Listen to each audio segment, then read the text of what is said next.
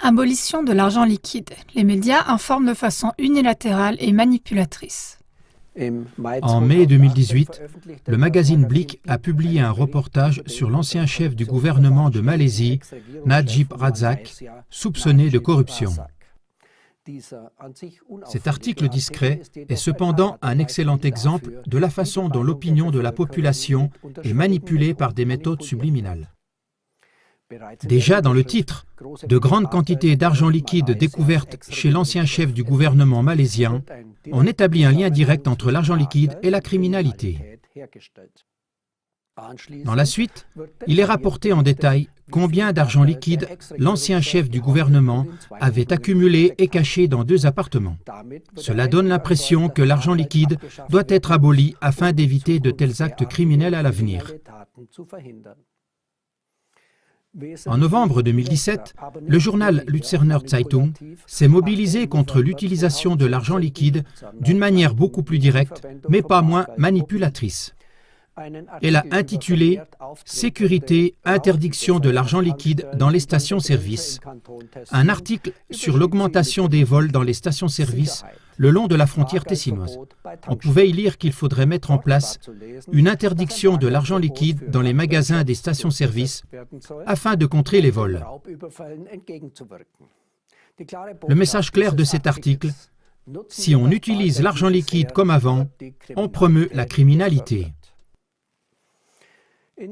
En Allemagne, par ailleurs, toute une série d'articles de presse ont été publiés début 2018, dans lesquels, à la différence des 2 exemples précédents, une publicité directe a été faite pour les opérations de paiement sans espèces.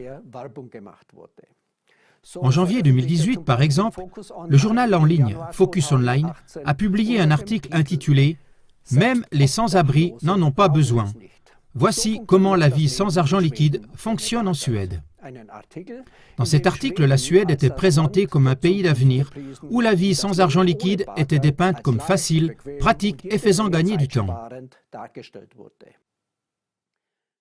Pour enfoncer le clou, en janvier 2018 également, le journal Lauterbacher Anzeiger a publié l'article « La carte électronique fête ses 50 ans » et le Berliner Zeitung, l'article « Les Allemands pensent que l'argent liquide, c'est génial.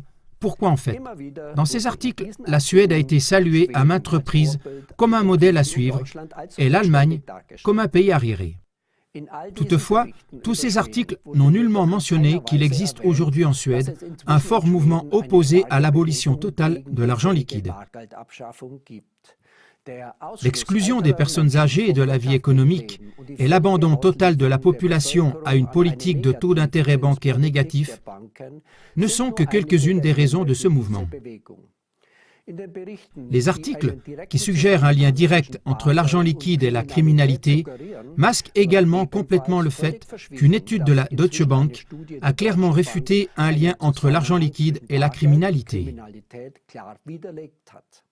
En conséquence, l'expansion des opérations de paiement sans argent liquide ne se traduit pas par un recul, mais seulement par une délocalisation de la criminalité.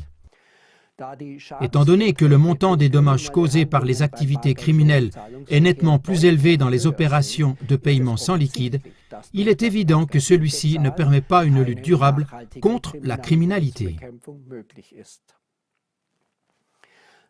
Ainsi, les principaux médias se révèlent une fois de plus comme des tordeurs de la vérité. Ils trompent et manipulent systématiquement la population par le biais d'articles subtils et d'omission des informations importantes. Une fois que l'opinion de la population a été manipulée à tel point qu'une suppression de l'argent liquide est acceptée sans grande résistance, il est trop tard pour s'y opposer. Vous trouverez de plus amples informations sur le thème de l'abolition de l'argent liquide dans les émissions suivantes.